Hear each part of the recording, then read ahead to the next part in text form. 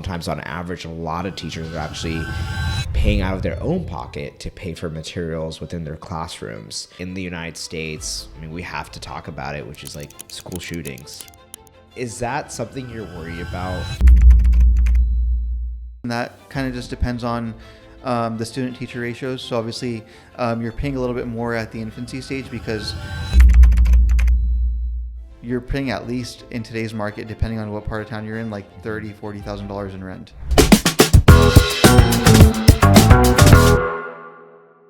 Assalamu alaikum and welcome to the Caravan Podcast. Today we're joined with none other than Asim Jetpuri, a franchise owner of the Goddard School as most recently.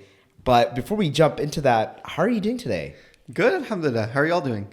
Alhamdulillah. Doing great, man. What a beautiful day. The new year is here. You know, a lot of changes are happening everywhere in the world. And it seems like you have made a recent decision to explore a different venture currently. Could you walk us on how recent this is? Oh, yeah. So as recent as the end of the year. So 12/31 was the last day at my job. Wow. And decided to go full time into this. And so, I mean, that I'm excited to dive deep because I think, when we talk a lot of people who start businesses, there's this gray area between the planning and the planning and the planning and then the doing. And I feel like that leap is the biggest unknown for many, many people. And it's a very scary place. And obviously your background is not in childcare or children's education. As far as I know, you had a very business background in terms of like accounting. And I believe you did your MBA at SMU here in DFW, right? Yep. So does your wife have a child's background? Because you're doing the business with her too, right? Yeah. So my wife and I, a little bit of a backstory. So I really started looking into this back about 6 years ago. So back in 2019.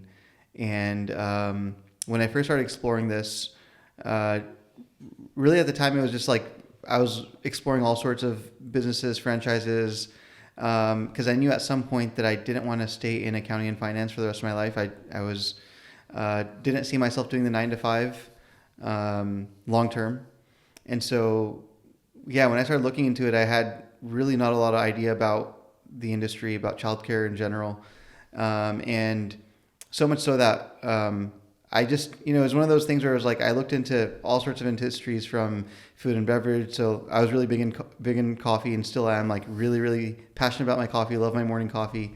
And always told myself I was going to go open up a coffee shop. And but as I started exploring different industries, I came across a variety of things in tech, things in, again, service-based industries like accounting and finance, doing that for myself rather than working for a corporation.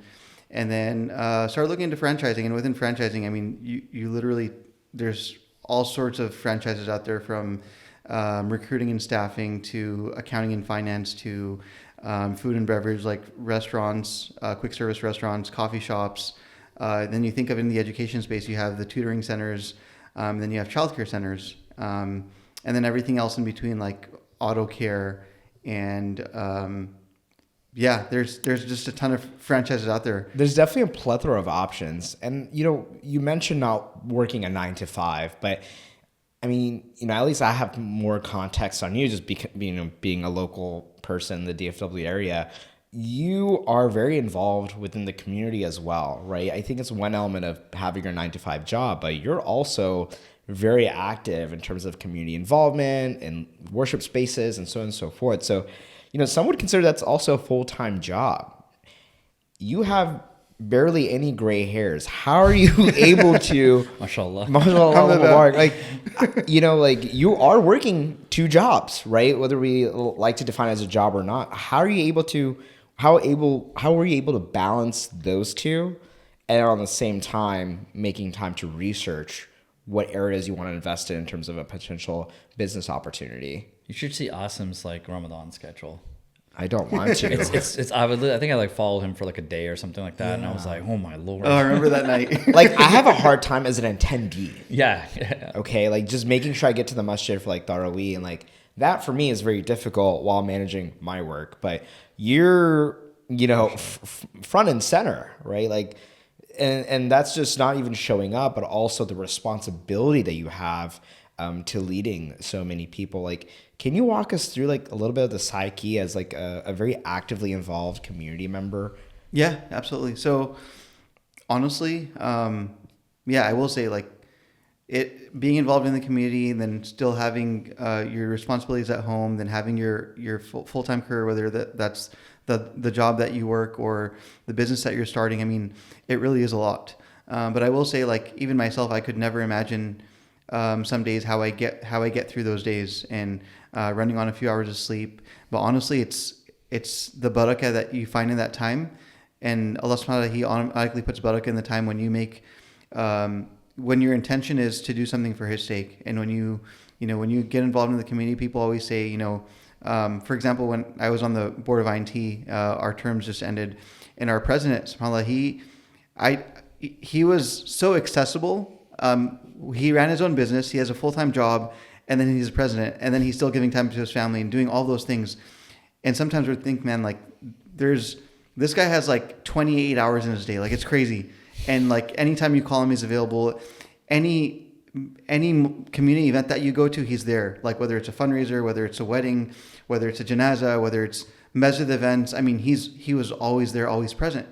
And I asked him, I was like, how do you make time for everything? He's like, honestly, Asim, like, once you make the intention that you're doing this for the sake of Allah and you just want to do something for the community, for the ummah, Allah subhanahu wa ta'ala automatically just puts barakah in your time. And it's not something that's like, there's no science around it. Like, it's just straight up like just miraculous, so miraculous in terms of the barakah that Allah subhanahu wa ta'ala puts in your time and what you can do with it. So I always tell people that, like, I don't think that I could never imagine like how everything comes together, except that like it's all because of Allah subhanahu wa ta'ala. When did you recognize that? Like, for example, when I tried to get into running, and then when I was training for the Ironman and stuff, and people always like, oh, like eventually you'll hit runner's high, right? And I'm like, in the 6-7 months of training that I did, I think maybe within of all the cumulative amounts of miles I ran was like almost like 1,000 or something. And maybe 2 miles of those I felt runner's high, right? In this moment of getting so invested in the community and all these things, where did you feel this like element of the illusion of time kind of going away? Because like you're saying, it feels like you have more time in your day now, but you're doing more. When did you recognize that, like, oh, when I am staying involved, I actually am still able to achieve all these things? And are there ever moments where you felt like, shaitan or whatever it is, maybe convincing you that you actually don't have enough time to do those things? Did you ever have to battle through those? Yeah, absolutely. I mean, I think we go through this struggle every day. We're telling people we don't have time to do something, but truly, like, if you prioritize those things, then you'll find time for it, right? The person that wants to, stay in shape is going to go to the gym once or twice a day, and they're going to make time for it. And they'll sacrifice other things to put that as their top priority, right? So when it came to the deen, knowing that if you kept Allah at the center of your life in every aspect, whether it was with work, whether it was with your family, that Allah subhanahu wa ta'ala is going to make a way. As long as you make time for Allah subhanahu wa ta'ala, Allah will open His doors for you. And so I felt it in various instances. I mean, in terms of finding more efficiency with my time or more productivity in the little time or the same 24 hours, I would say it was during Ramadan, exactly, right? So my day starts in the morning where I have suhoor, immediately go for Salat al-Fajr at INT, and then immediately go to the office and try to get back home after an 8-hour day, try to get home by like, say, 2:30, 3 o'clock, pray the Dhuhr, get in like a quick nap, and then Asr to Isha, I'm just revising for the night for Tarawih. And so, but aside from that, like, aside from those main responsibilities, there's other things that come up in your day, right? Whether it's just tending to things that come up with family, with work. I mean, even after my day was over, there were times I was getting emails and phone calls, or even on the board, some issue comes up and you gotta tend to it and give attention to it. So, and through all those moments, I was always like, man, I don't know where this, like, I'm not gonna have time for tonight. I'm not gonna get ready. But you knew that those are the things that you had to take care of. You have your responsibilities. As with anything, right? Whether it's family, work, extracurriculars, your community involvement. But there was never a time where I was like I was super nervous, and then by the end of that night, I was like, everything just, alhamdulillah, went well. And it was because Allah subhanahu wa ta'ala just made it easy. It just, I don't know how to explain like how many times that's happened. And I'm like, man, I could have never imagined that I would be like ready for the night, or that I would have had everything taken care of for that day. And then on the flip side, like, it's been a week since I've been off the board now.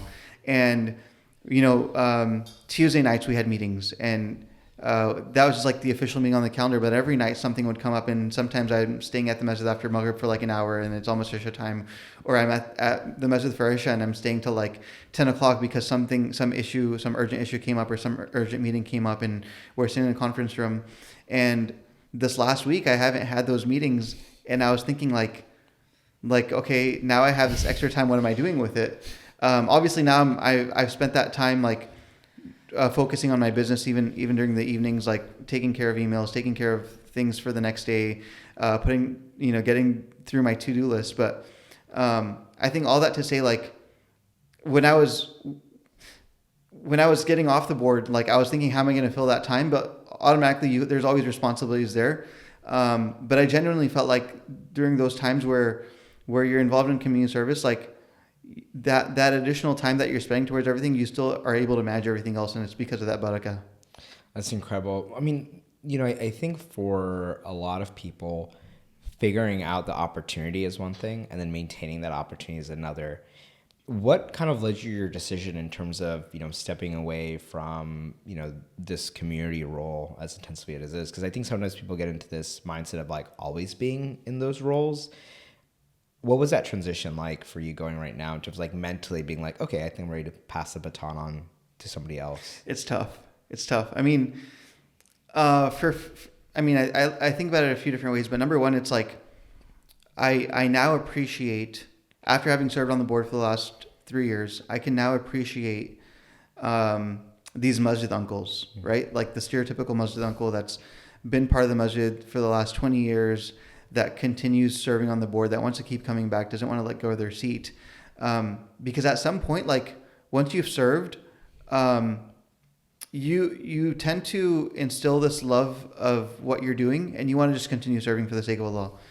But on the flip side, it's like, you understand that everything has a finite time, right? Time frame. And knowing that once you've done your time, passing the baton over to someone else is really important, because it shows that just with the cycle of life, right? Like, everyone's going to die at someday, and we're always going to be replaced by someone or something. And what you do during that time is the legacy that you leave. But the hope is that someone picks up from where you've left off and continues to build upon that. And not to say that the last 3 years was the work that we did was like phenomenal by any means, or that we really built something grand or great. But I think that for me personally, while I wanted to come back and serve, like, I actually went back and forth multiple times. I was actually continued to run for the election. I was voted in, and then I really sat back and thought about it and made istikhara and told myself, okay, this is probably not the right time for me to continue serving, even though I really enjoyed it. I really loved it. I mean, I've grown up in this masjid like my entire life, like. And when people ask why I stepped away, I was like, I'm not going anywhere. This is my masjid. I'm still going to be here every day. I'm still going to be here for salah. I'm still going to continue being a volunteer. But at the same time, I just felt like with my current responsibilities with home and starting up a new business and family, that I didn't feel like I would be able to devote the time that is required from someone that takes that position. And I just had to make a decision at that point to say, okay, there's other brothers and sisters in the community that are excited, that have the energy, that have the time to dedicate to this, and why not let someone else, come in and give them the opportunity to make an impact, give them an opportunity to be involved and give back in whichever way they can. I think like one of the things that you mentioned is like very important to understand, which is that although like you really want to be continue to stay involved at the same capacity that you identify like, hey, I'm still here. It's just I have this open position that's going to require a lot of responsibility and effort. And in fact, I think that from a societal perspective, maybe this is an opportunity for someone else to learn and fill those. So if sometimes like I think we look at those types of roles and positions and we just think it's like individualistic or just that one what is the best output. But if we zoom out, like we have to continue to develop like the growing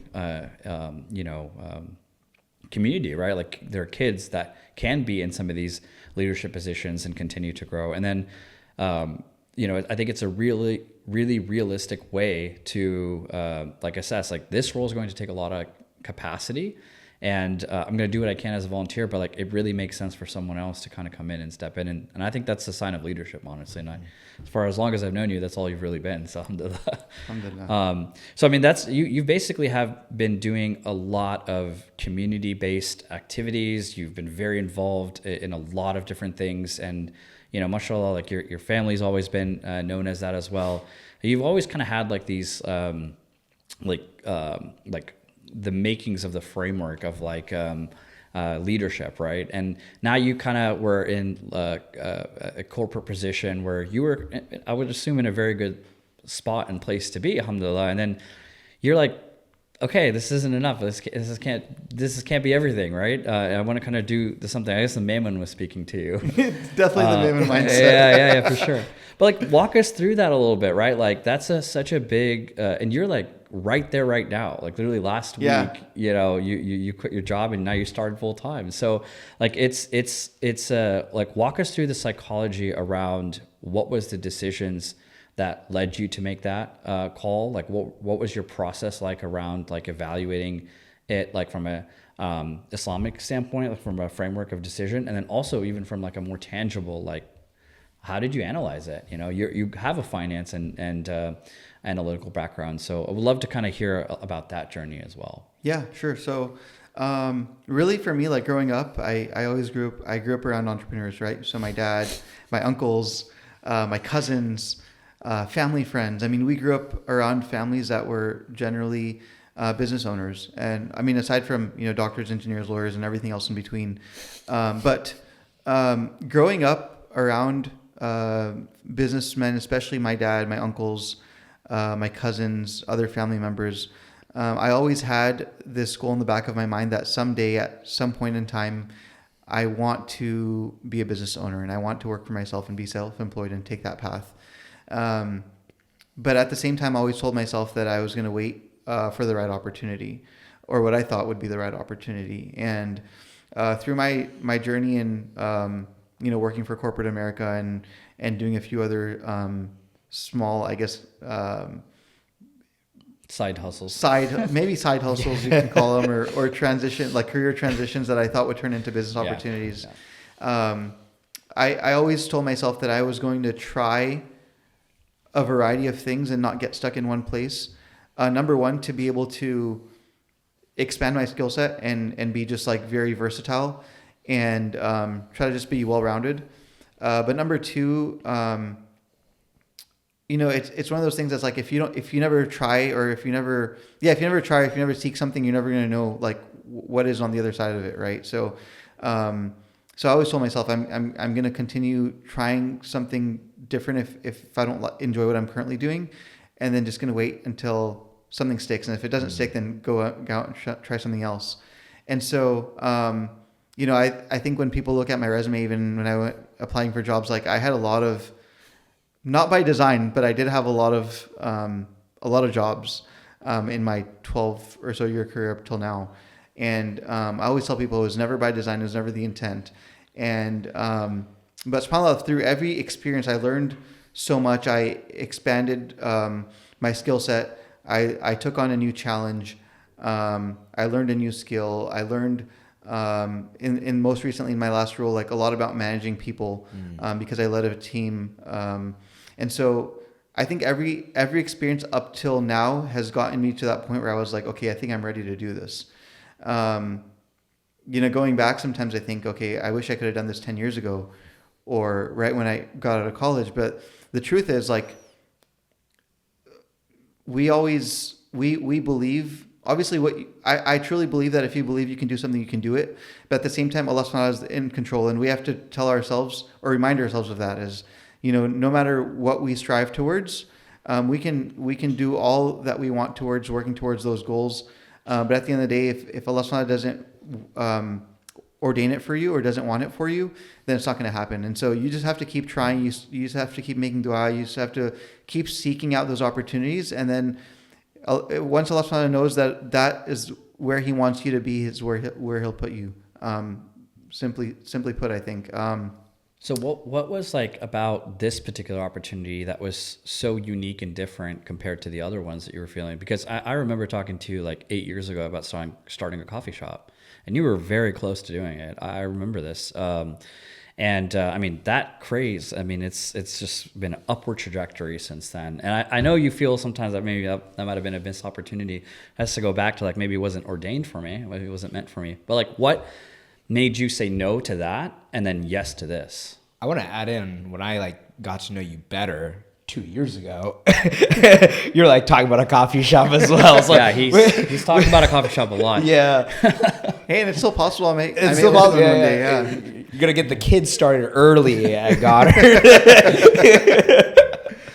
That's actually what we teach the kids. Yeah, teach them to be mini baristas. It's exactly that, right? Like, I always told myself I wanted to open up a coffee shop, and as I started evaluating the opportunity and looking into the numbers, it just didn't make sense to me at the time. Like, just financially, I just didn't think that the input was worth the output. The amount of investment dollars that you put into that sort of a business, and with the high competition that we have in the area, the margins were small, and really the only way you can be successful is if you can scale into few locations or you're a very high volume coffee shop. Mm-hmm. And obviously it's all about location. And I would say now in today's day and age, it's all about marketing and social media and getting almost going viral. But obviously behind that is putting together a really good product with consistency, with great customer service, with good marketing. I mean, everything coming together. But to be quite honest, like I always told myself I was going to do it, and for some reason I just couldn't pull the trigger. And maybe it's just a matter of nasib, right? Like whatever Allah subhanahu didn't ordain for me or wasn't meant for me, he kind of left that off the table for me. And then when I came across this opportunity, I was really looking, like I said, into a variety of industries. And when I was looking back at kind of childcare itself and looking at kind of what I saw for myself, like long term, I didn't necessarily know that was going to be what it's going to be. But then I think in the last few years, having served on the board for Bright Horizons Academy, which is a school that I attended from pre-K to 12th grade, and then now serving on the board of INT and a masjid that also runs a school, IQA, from pre-K to 12th grade. That was kind of I want to say that was kind of what really got me more interested. But aside from that, when I was evaluating the different opportunities, it was like, what can I be doing long term where I can find a self of kind of fulfillment in what I do day to day, right? So when I think of my last, again, 10, 12 years of accounting and finance, it was always helping a corporation really just be more profitable. Whether it was on the consulting side, doing M&A work and helping companies decide whether a specific acquisition was viable for them or something that's going to be a profitable investment for them, or whether it was managing a team and making sure that we're collecting on our invoices as quickly as possible and driving revenues. In all of those roles, I never felt like a sense of fulfillment in what I did, besides this is just a paycheck. And this is, of course, I'm going to take that money and I'm going to go support my family and be able to donate and give zakat and do all those things. But aside from that, I never felt like anything that I was doing was any more rewarding than just that. And so when I thought about childcare and education, it was really an opportunity for me to experience what I did when I grew up. I was very fortunate for my parents to send me to a private school, an Islamic private school, and I think that my experience or my education really shaped who I am today. And it was all obviously by the grace and will of Allah subhanahu wa ta'ala, and obviously the effort that my parents put forth. And so when I was evaluating this opportunity, I was like, this gives me that opportunity to do exactly what, my parents did for me, is being able to see young kids, toddlers, grow up in a nurturing environment, in a safe, nurturing environment where they can grow and they can learn, and really have those opportunities to just be part of like just a great environment. And being able to create something like that for me was like, okay, I can actually pursue something and find that self-fulfillment and reward in doing so. So right now, I mean, I think I'm going to shift this a little bit here because this is all very recent. And I think when it comes to these type of opportunities, especially with franchises, because when it comes to entrepreneurship, I think we oftentimes just get fixated, at least within our ecosphere, like tech or something like that, like has to be something completely brand new. And, people on Instagram, like Cody Sanchez, for example, right? She really advocates for people to go into this franchise space. So what I'm really excited about this episode is because this is all right now. And people are always asking, what can I do right now, right? And so when it comes to opening up, a cafe franchise or whatever it may be, there's always XYZ dollar amount that you need to get started. When it comes to child education or child care, like something like Goddard, like what was like the cost that you needed to start something like this? So it really just depends whether you're going to own the real estate or whether you're going to lease a space. It ranges, right?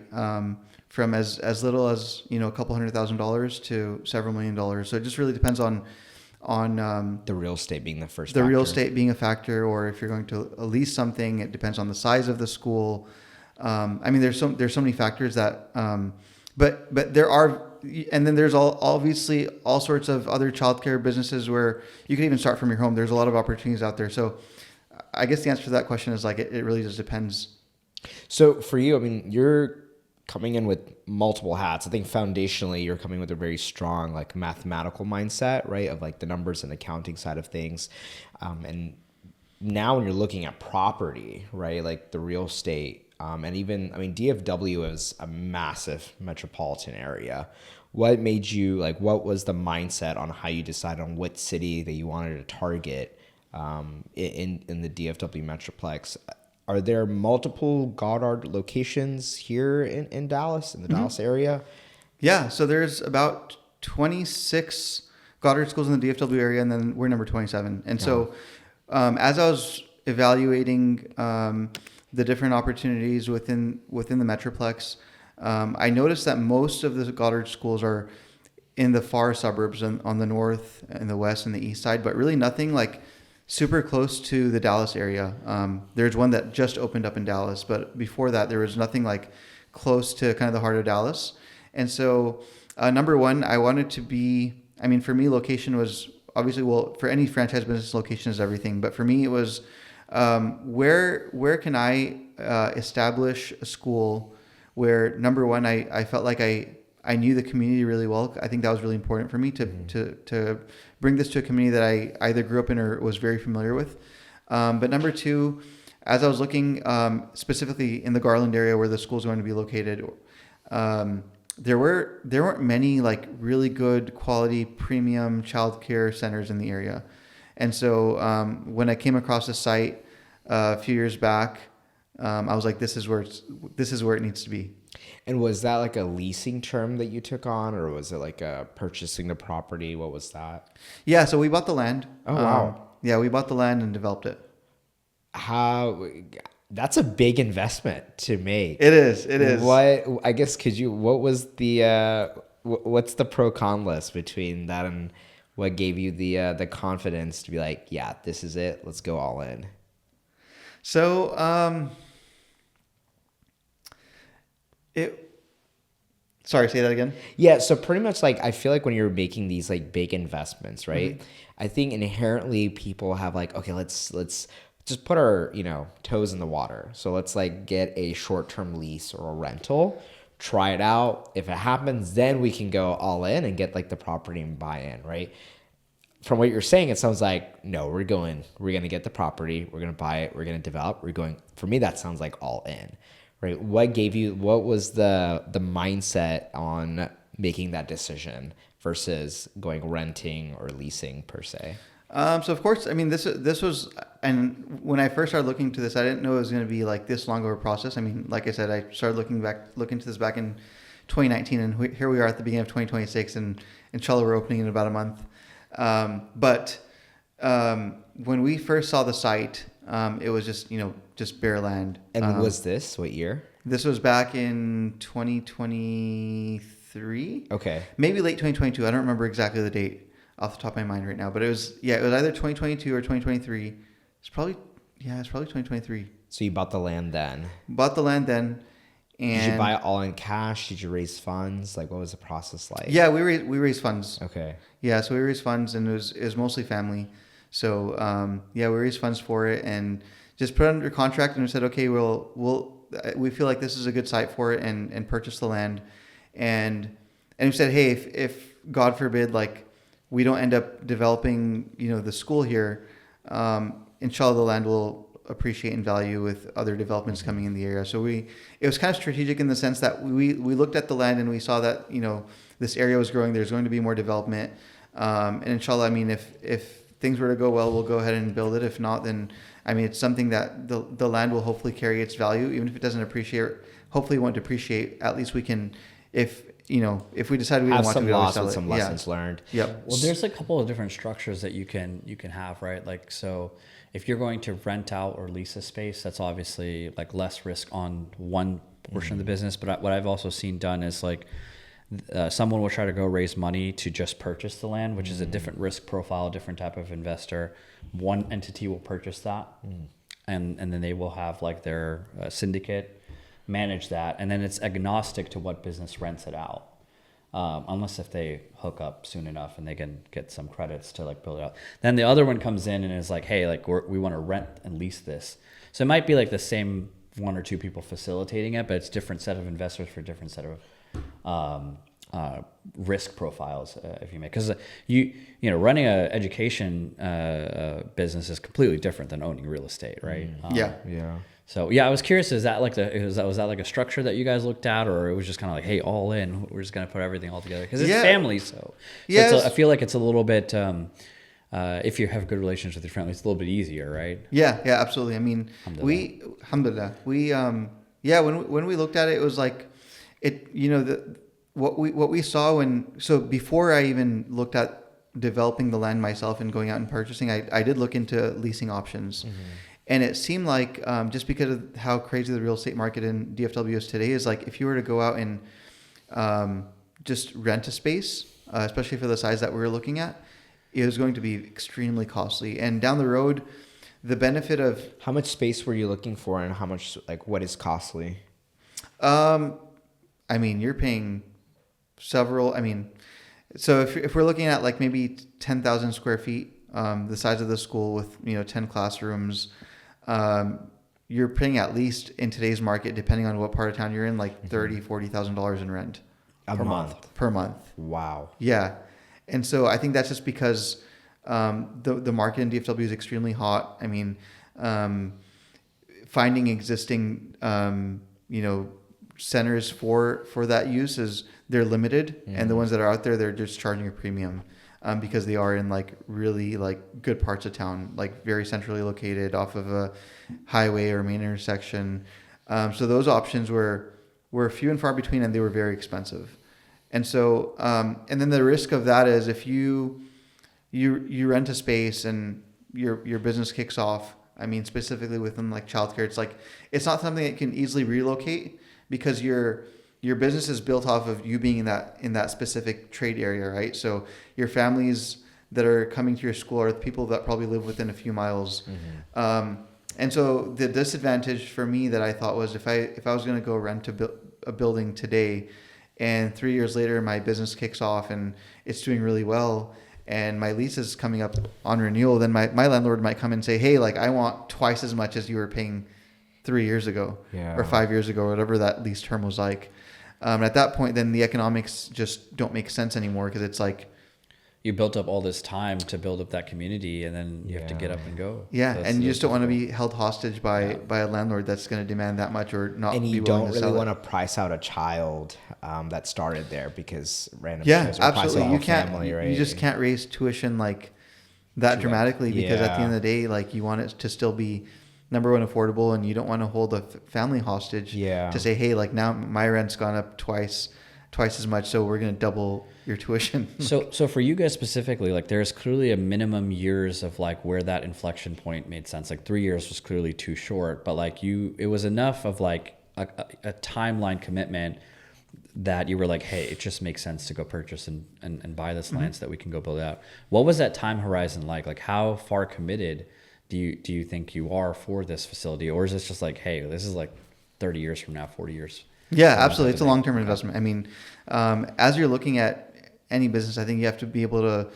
see the long-term. Because I mean, there are businesses where you can get into and think of a quick exit within like a 3 to 5 year time frame. But I think to really see it through, to really build something, to really be part of a community, and to really see, like, you don't want to just be open and see a kid go from like, infancy to pre-K and then be like, okay, I'm gone. I think you really want to be able to see, like, for me at least, I really wanted to see this as a long-term investment. So when I was evaluating the real estate and the cost and all those things, like for me, it was like, this is going to be inshallah a 20-year business, 30-year business. So I wanted to flip a little bit, unless if you have a specific question. Oh, I was just going to ask you, like you mentioned bringing in like investors with families. So I was going to talk about that, but what was Go ahead. Yeah. Go So, there. when it comes to bringing in, some might say like more cooks into the kitchen, and especially with family, what was it like managing opinions and guidance, and like, how did you navigate that? So I mean, it's always a double-edged sword, right? It is. No, I mean, alhamdulillah, like, when I say family, like within my immediate family, and when I brought up the idea several years ago, and my family knowing that I've been working on this up till now and something I'm still evaluating very seriously, it just made the decision easier for them. And they were very much like, hey, you've done all the research, you've been pursuing this for a very long time. We don't really know a whole lot about what you're doing, so you're asking us to invest, and we trust that you're gonna, Do your best. Yeah. do your best and know what you're doing with it. So, And it was just like, how big is your family? Actually, your immediate family. my parents and a few siblings. Oh, okay, Yeah. gotcha. That's awesome. Sorry, I was wondering like how you manage that, because I think sometimes we want to bring on family, but that's like, oh, I don't want Uncle Steve and his opinions. But I think it's a good question to ask, about like investors in general, right? Like anytime, this is my personal opinion, Yeah. right? Anytime you're like dealing with investors, you have to kind of remove like your personal relationship with them and just treat them like an investor, and what does that mean? Like you have clear expectations with them up front, and then you like tell them, hey, this is what we expect, and this is a realistic risk. Like, is this still something aligned? It just becomes a little bit more difficult when it's like do you have a personal relationship, and then there's other aspects of it, right? But I think in general, like you just try to keep it as professional as possible. Yeah. And move on, right? Mm-hmm. And especially anyone like mashallah, like your family is like seasoned entrepreneurs, and all they know is how to make money. Mashallah, everything they touch, I feel like goes in a good way, man. Okay, so we'll flip. So like, money. hey, dude, there's a reason why Mammon starts with M. Okay? Money. I can say that because I'm Mammon.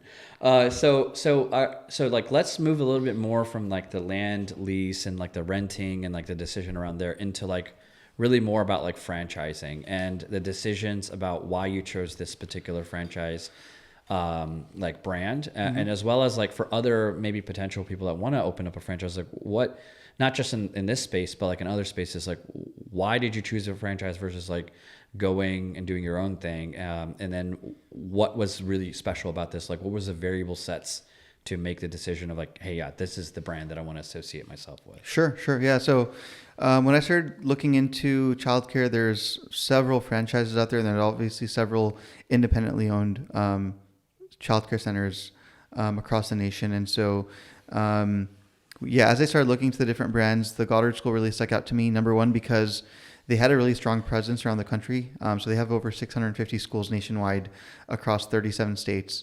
And so clearly something that they were doing is right. So as I started looking more into them, they really, really, really focus heavily on making this childcare experience very academic and very educational, as opposed to some of the others that give you more of like a daycare feel, where you're just dropping your kids off. They're just, they're kind of just there playing, having their nap time, their bottles fed, their diapers changed, but really nothing much else is going on in their day besides that. So the Goddard School really, their approach was very much educational and academic in nature. So even starting from the infancy, you have development of motor and sensory skills, and you have an entire curriculum in sign language, and going all the way up to pre-K. I mean, it's very, very educational, and so much so that they truly claim, like, once a child has graduated from their program, and they also do offer private kindergarten, is they feel very, very, the students themselves feel very ready for their elementary school, and just feel very confident in their learning capabilities, and have this almost like this self-confidence and instilling this love of learning from a very early age. And I think that's really important as you begin your educational journey through, your primary school. So that was one thing that really stuck out to me. And then I think number two is their health and safety. So my wife, also being in public health, she really evaluated the opportunity with me as well. And as we started looking into it, we saw that they're definitely, like, by far the number one school or the educational childcare brand when it comes to health and safety. Everything that they put inside their buildings is very was done very thoughtfully, from like the various like safety measures that we have, from like finger guards and corner guards to how we're sanitizing toys, how we're making sure that our kids aren't spreading germs, how we're minimizing or mitigating the risk of kids getting sick, because we know in this setting, kids carry lots of germs, and it's naturally they're going to get sick. So just seeing how meticulous they were about making sure that the facility is one that's where health and safety is the top priority. What's the age range? Like, when does it start for a child to be enrolled, and when's, I guess, the graduation period? Yeah, so 6 weeks to 6 years. So 6 weeks old? 6 weeks old, yeah, from infancy. It's like right off the press. Yeah. Yeah, gotta get those babies making mini barista coffee. Come on, right off the jump. Oh my goodness, that's really yeah. So I have a question, right? So like it's like what it sounds like why you picked this brand particularly is because they are known for their processes of health and safety and high quality premium care across the board, right? How do you, so I'm sure they have, as a franchise owner, I'm sure there's like some things that you have to measure up to make sure you satisfy like their brand name. But like, how are you going to, like, how does a facility manage, like, oh yeah, we're giving them good quality care, not just like letting them do, like a daycare like system. How do you measure like the educational aspects, or how have you thought about it, I guess, because so that journey's now starting, right? Absolutely, yeah. So, I mean, one of the things or one of the benefits rather of like going franchising is like they have a model and they give it all to you, and as long as you follow the model, you should be successful. I mean, that's generally how they sell you, their brand is. If you follow this model that we're going to give you, you will be successful, because it's been tested and tried multiple times. How did you evaluate that model though? Like, what did you do tangibly to say, yeah, I believe what this franchise person is telling me as a franchise owner? So it was a combination of just looking at, number one, going out and visiting their actual schools in the Metroplex and in other cities. But number two is talking to the other owners. Speaking to other franchise owners within the system, like, gave me a lot of insights, and they will really tell you, like, they won't sugarcoat it for you because they're in the thick of it with you, right? So they'll tell you their struggles, their challenges, but they'll also tell you all the benefits, and they'll tell you, okay, yeah, like if you follow exactly what they tell you, you will be successful. And so that was for me, that was like reassuring as I was going in, but then also like looking at testimonials from families that sent their kids to a Goddard school and seeing how like highly they spoke of, you know, their experience and how they felt or how their kids felt. Or how they felt about their kids' progress once they graduated and were ready for primary school. So what did you do? Did you just like call them up or like, hey, like, can I speak to the owner? Yeah. Okay. We called them up, visited some, were introduced to other owners through the brand. And it wasn't just like, hey, talk to our like 3 top performers and they'll tell you all about it. They really gave us the opportunity to meet with multiple. And in fact, they give you a list of all of their owners. And so you can really reach out to any one of them. Did you know, were there any other owners that were Muslim? Yeah, there's actually several Muslims that own a Goddard school, and even within the DFW area, within the Houston area, actually all around the country. I've met Muslim owners of Goddard schools from the Northeast, Texas. I mean, really everywhere. That's really reassuring. How much is it to send your child to Goddard? Is it kind of the static all across, regardless of which location, or is there location specific, different pricing for different ages? It's definitely different pricing for different ages, and that kind of just depends on the student-teacher ratios. So obviously, you're paying a little bit more at the infancy stage because just babies require so much more care, right? Yeah. Changing diapers, feeding them on the clock. And within that infant classroom, you're going to have one teacher with less students. And as you grow older and up into pre-K, then you have like maybe one teacher for 10 kids versus one teacher for 4 infants. So that definitely plays a big role. And then as far as like tuition rates go, it's definitely location based. I mean, if you were going to a Goddard school in Manhattan, in New York City, then, you know, you're going to be paying quite a bit just because the overhead is so much higher than in Texas.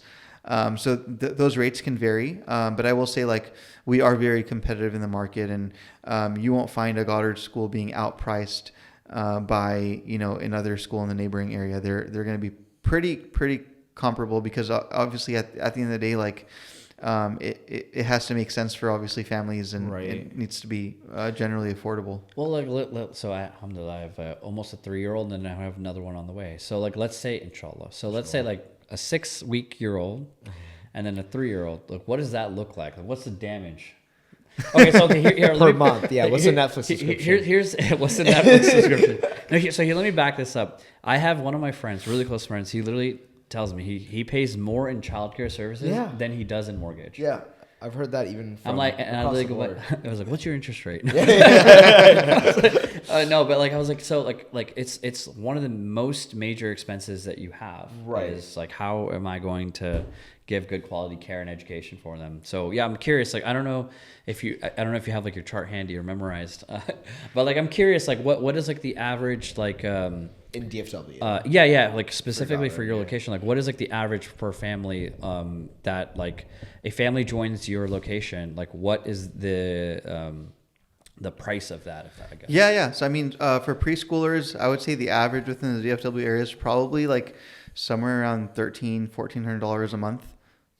And then if you go up, I mean, then if you're looking at infants, it's just going to be a little bit higher. So you're probably looking at like 1,800 somewhere there. So when it comes to like the teachers, right? I mean, I think at least for public education, there's almost like a crisis for primary educators, right? Whether it be cost challenges for them, salary wise. I mean, oftentimes on average, a lot of teachers are actually paying out of their own pocket to pay for materials within their classrooms.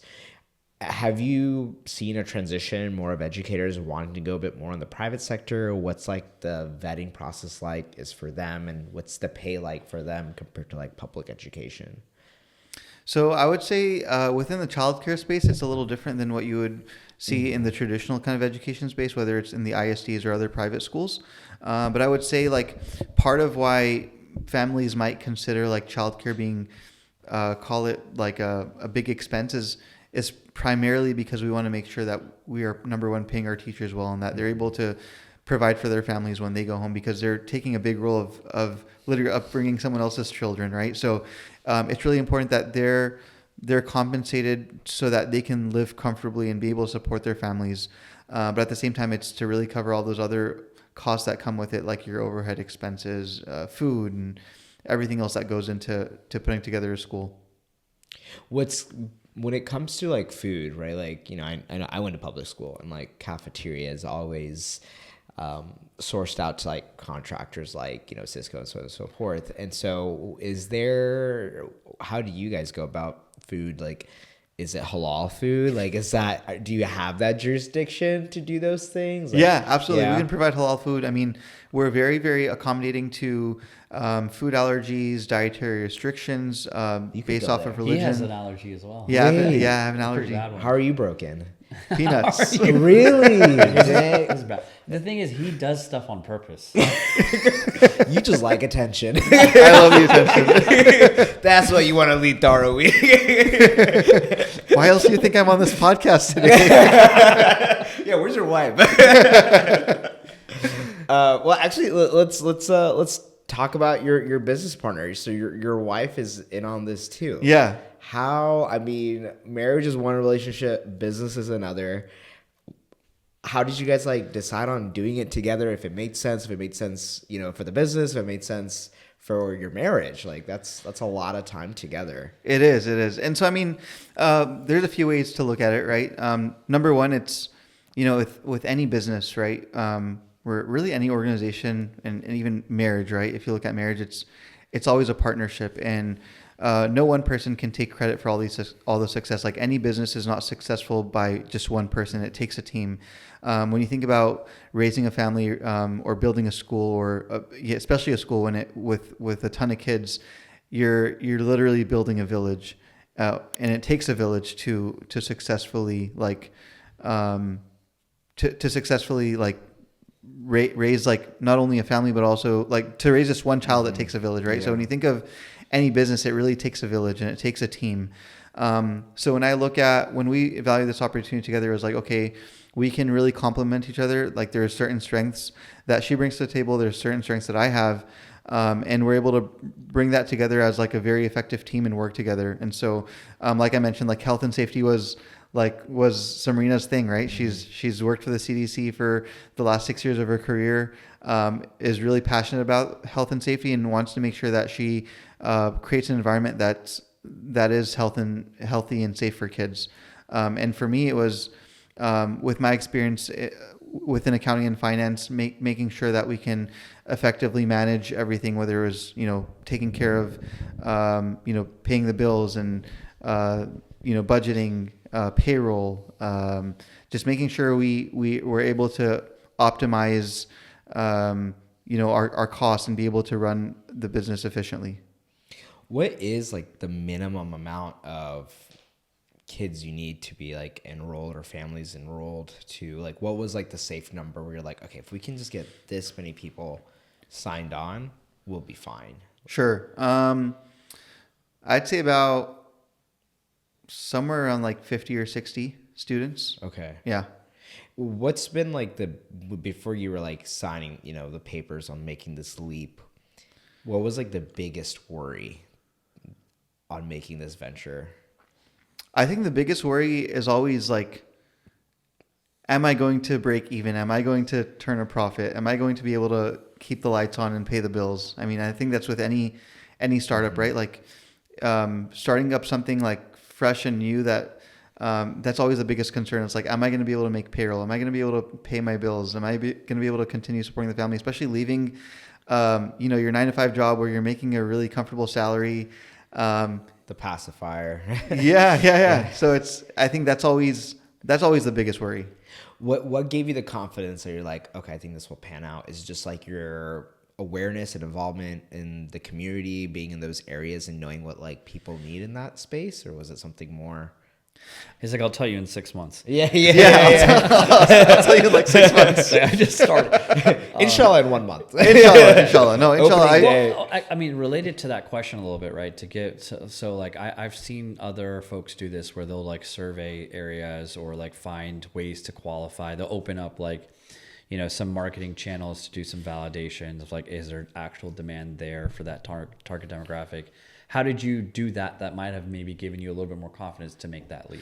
Yeah. What was the marketing, the marketing validation and strategy approach about this location and this type of business? Yeah. So one of the other benefits of franchising is, number one, they do the research for you. They don't do the research for you. You go do the research. You go find the land or the site. You can work with their team, but a lot of it is on you. But at the same time, they will help you do kind of like a market analysis, because obviously it's very helpful. They'll check your homework. If they'll look at the demographics, and so looking in that area to see how many young families live in that area, how many kids you have between the ages of 0 to 5, household median household income, like all those things factored into that decision. And so I think that was one thing that gave me some assurance going in.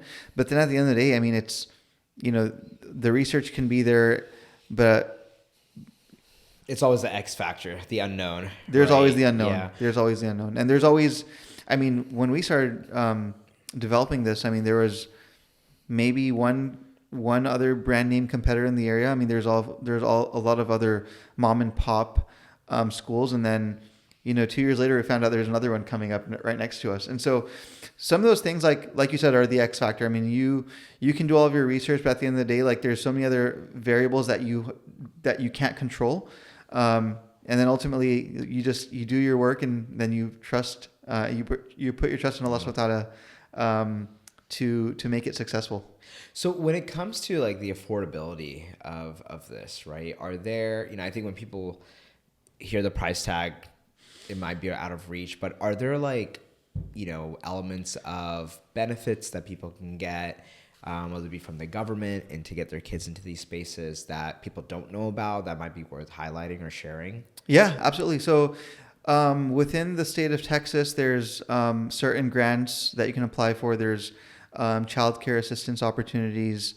And then recently there was a new bill that was passed, which I don't have all the details about, but it talks about this voucher program. So now the government's offering assistance for families that do want to enroll their kids in a private school. Oh, wow. That's amazing. Is it like a charter ticket or something where you can, instead of sending it to like that public school education, you can I believe it's, yep. Yeah. Okay. So basically, I think my understanding of it, and I'm not very well versed in this, but basically you have an allocation per child, and because of the taxes that you pay. And so therefore, whenever you are enrolled in a certain public school, the school gets money from the state based off of the number of people that they enroll. And you can basically say, hey, I'm withdrawing my student or my kid from the public schooling system and then applying them to the private education systems. So they will subsidize some version of that cost. Okay. Yes. I think it's very common that all private schools do this. Okay. From what I understand. So I think that's the ticketing system that you're yes. referring to. If I'm correct. Okay. So I kind of want to go back into how your marriage and business partnership. How are you guys able to kind of divide conversations to not all, when we talk a lot of business ideas and things like that. We haven't gone on a date night in a while, but that's because you're in China and Japan and all these. You were invited. How are you able to? Did you guys talk about that? What was the process of making it sure you're doing this in a way where it's not always business and you still have the romance and making all of that function? Yeah. So I mean, I don't think we really talked about it per se. In the beginning, it's not something that crossed our mind. And then, but I think at some point, inevitably, you're going to be talking about it. But then we also are very intentional about how we spend our time together. In the evenings, for example, after a certain time, we're okay, we're not going to talk about work. We're just going to talk about something else and focus on something else. And so, I think it's important to make sure that you're giving time to one another that's purely for just spending that time with them and not talking about business or work and turning that off. And I think that translates into anyone else's day. I mean, even a couple that are working two different jobs, sometimes we get so focused on just talking about our day in terms of what happened at work that we forget to just focus on each other. And I think it's really important and to make it intentional to say, okay, every time in this evening, every time or every day at this time, or whether it's over dinner, whether it's after dinner, before going to bed, that we're just going to take some time to just focus on ourselves and not talk about like work or talk about anything else. We just want to focus on each other, asking about each other's day, taking a moment to maybe pray together, or just really just like maybe goal setting for something else. Were there certain values that like when you came to like going into like entrepreneurship and this business space, I think sometimes there's a lot, I mean, not sometimes, there is a lot of challenges that may contradict or go against, you know, a lot of our like Islamic values and things like that. Were there things that you had to figure out, like there was a roadblock, and that you had to figure out that you were able to find? Did that moment ever happen? Not really, I would say, because I mean, and I think one of the reasons my decision to go into childcare was much easier than approaching other franchises or other industries, was like, at the end of the day, you're providing education for young kids, and like it wasn't a matter of like, okay, if I open up this fast food chain, that I might be selling pork, or I might risk like selling alcohol or at some point, or there's so much gray area within that space. But I felt like this was generally something that was like, for me, it all made sense, because like, okay, this is an industry where hopefully, inshallah, there won't be any challenges with dealing with any like, or hopefully not a whole lot of gray area when it came to that. When it comes to accepting a child into the school, obviously there's like the financial element. Is there like an interview process for the family? I mean, you know, my knowledge based on this, I think it was like Modern Family, where they were like really nervous to go into an interview trying to get their kids into the school. It's like a really big deal, right? I assume there's a process for it, right? Like who gets in? Is there an interview process for the family beyond? No, not particularly. Okay. So we don't have an interview process. It's really on a first come first served basis. Okay. Because the idea is we want to be able to be accessible to the community, the local community, and give families the opportunity to take advantage of the service that we provide. Because we feel like every child deserves to have the opportunity to seek a good, or have a good educational experience, and also be there for families who, especially in households where, you know, both husband and wife are working and need to find a place for their children to be. And so we felt like we wanted to kind of keep it open to all families without having like a rigorous interview process or anything like that. So you mentioned your wife worked with the CDC, and health and safety is such an important part of Goddard, right? You already know where this question is going. And obviously, like, the narrative around the CDC and vaccines and kids, it's becoming more and more of like a hot topic of a situation. How are you guys navigating that scenario? What's the business decision as individuals, but also does Goddard have a position on it that they mandate and advocate for, even though it may be a contentious topic on the national platform? Sure, yeah. So obviously there's a lot that's changing right now, and it's certainly making a lot of individuals uncomfortable, just, you know, with just seeing the various relaxation on policies for vaccination. But also, like, we also do have to abide by state guidelines. And so while we can't necessarily enforce vaccinations, we do strongly encourage and recommend. And in fact, if a family chooses not to vaccinate, then we do request for them to fill out a waiver, and it needs to be reviewed by their physician, by them, providing a reason for why they weren't vaccinated. So we do have to follow the state guidelines and kind of have to approach it that way. Got it. So you can't like outright reject. It's just paperwork needs to be done to do it.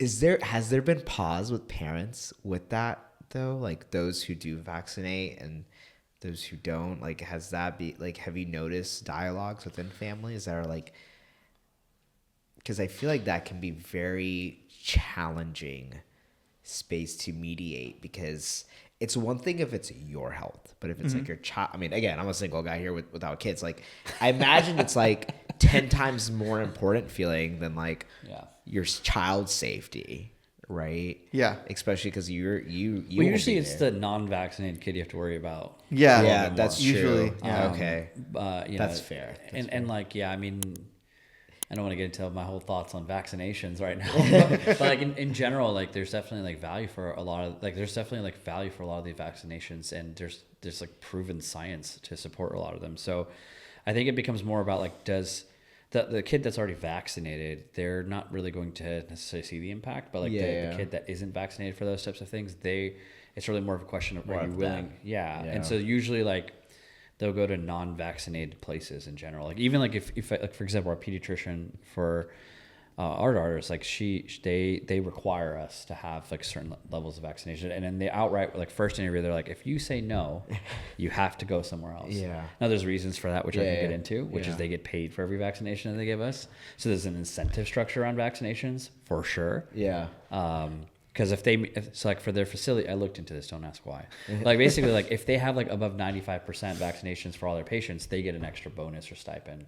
So there's like definitely incentive models. Yeah. I just want to give like perspective. Context. That there's definitely like a legitimate argument to be made on which side of the stance you are on. Yeah. But in terms of like child safety particularly, like if you're not vaccinated, you've already kind of made that decision. So when it comes to like food options, right? You mentioned like serving halal and things like that, and being in DFW and being such a hotbed in the news with Muslims and so many other things. Is that something you're worried about for like the build out for this community and things like that? Because obviously safety is such an important part, and especially like in the United States, I mean, we have to talk about it, which is like school shootings, right? That is generally a concern for a lot of families. What's been like the mindset around that in terms of like a safety element for a child from like a private sector? Like, is there security guidelines for that you guys do? Because I know a lot of public schools will have like, you know, a cop that's like there. Obviously, I don't know if that helps out that much, but unfortunately, the teachers are going to shoot. Yeah. I'm a pro gun guy, but like, come on, guys, don't miss. But is that something that's been like? Do you guys have like training for that? Like, what's like? Yeah. So everything was like really well thought out. I mean, just how the building is built and all the safety and security features we have in it's a very secure building. Obviously, may Allah protect us from any tragedies like the one that you mentioned. But if you and I would love to come like give you a tour of our school. But so number one, once you walk in through the first set of doors, there's another set of doors behind you that's always locked. So aside from family and faculty members, like no one has access inside the building. So even Amazon delivery drivers or UPS, FedEx, your DoorDash, your Uber Eats, like no one can get past through those doors. And the transaction's done at the first window. And so that's one of our safety and security measures. We have cameras. Even our cleaning staff, they don't come in until after hours. So what we do to protect our kids is, number one, not allowing anyone else in the building that had no business being inside. And then the other thing is, like, even though each of our classrooms have an emergency exit door, for evacuation purposes, the entire perimeter of the building is fenced, with a metal fence, but then also a brick fence. And so we've taken all the measures that we can to make it very, very, very safe and secure. That's awesome. Yeah, I think that's, when I go abroad and I talk to parents or people and they're like, so do you send your kids to school? I'm like, first of all, I don't have kids. But secondly, if I did, I don't know. Today we're going to the VR classroom. Well, like, let's get into that a little bit, because like we are like at the phase where we're like, hey, like, should we do public schooling? Should we do private schooling? Should we just do homeschooling? What's kind of like your thesis, unbiasedly, right? Like alhamdulillah, you just had a child recently too as well, right? Which probably led to the decision why he's doing some of this. No, but like in general, like what is like your thought process around like private schooling education versus public school versus like parents kind of doing it on their own with, I think like it's like a stigma around homeschooling, which is like people think that it's just the parents doing it, but really it's like they're kind of the ones that are facilitating a collection of people to kind of give them some type of tutoring structure. So like between those three, like maybe like if you can give your perspective on like why your schooling path is like better? Yeah, so I think they're all homeschooling, the private schools, and even the public school systems, like they're all there for a reason. They've all I think all options are great options, but I do believe like for me personally, like I felt like, as I think about, for example, homeschooling, I think homeschooling is a great option, but I don't, like me personally, I don't think I have maybe like that discipline to be able to like. You'll be at my house playing katana. Yeah. So I was like, I just don't. What do you mean we're out of chicken nuggets? Yeah. So for me, like homeschooling was something I was like, I don't know if I have like the discipline to be able to, to sit down with my kids and number one, like be able to be their teacher at home and without showing like, a lot of leniency. I think having that structure and being part of an environment is like really important for kids learning. I mean, we had so many families come in and tell us like, my kid doesn't nap, and I was like, oh, you'll be surprised. Like when they're in this classroom, like they see the other kid napping and they immediately like they go to sleep. And so I think being part of an environment and seeing others being part of it together like really helps. For the development of that child. But I think also like the social aspect of it's really nice. I mean, being able to go out to a place where, you're going to be learning and engaging in, a learning environment. I think there's something to be said about that. I mean, for me, I would say pre-COVID, like I was a person that always went to the office. In my work from home days, I was not the most productive person.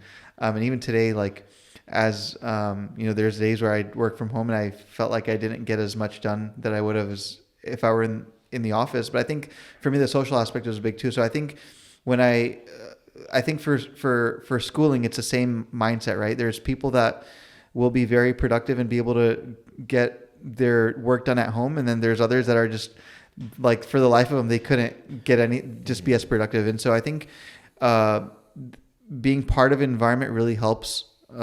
Number one. Number two, I think when we look at just private versus public, me personally today, I would not be comfortable sending my son to a public school. And I think just with just the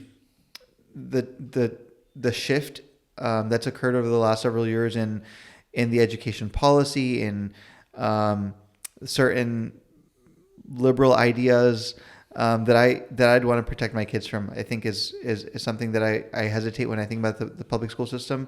I think in the private school system, you have a bit more of a controlled environment, and you have a little bit more, I would say it's a bit more conservative than what you'd find in a public school environment. Mm-hmm. Well, I was going to say, thank you so much. Like, it's really been a pleasure to like get to talk to you today. And, you're really like one of my closest friends, and always have looked up to you. A lot of the things that you do, not only for this venture, but like a lot of the things that you've done for the community and you and your family. So, may Allah subhanahu wa ta'ala, inshallah, this is a successful venture. Inshallah. It's something that is around for many, many, many, many years and is a benefit to the community. So we wanted to just say thank you for your time. And no, thank you guys so much. Anything else, Naveed, on your side? No, I think it's a nice little closing there. I guess one last thing. If people want to sign up and put their kids enrolled, where would they go? Well, go to our website, Goddard School of Garland. We're on Instagram. We're on Facebook. I think we just made a TikTok page. So yeah, follow us on our social media, follow along, and reach out to me. Reach out and would love to get y'all enrolled. Incredible. Yeah, I will enroll myself. I'm still 6 weeks old. I got to get my diapers changed. But thank you so much, Asim. We're looking forward to what's ahead for you. Thank you so much. Jazakallah khair. Assalamu alaikum.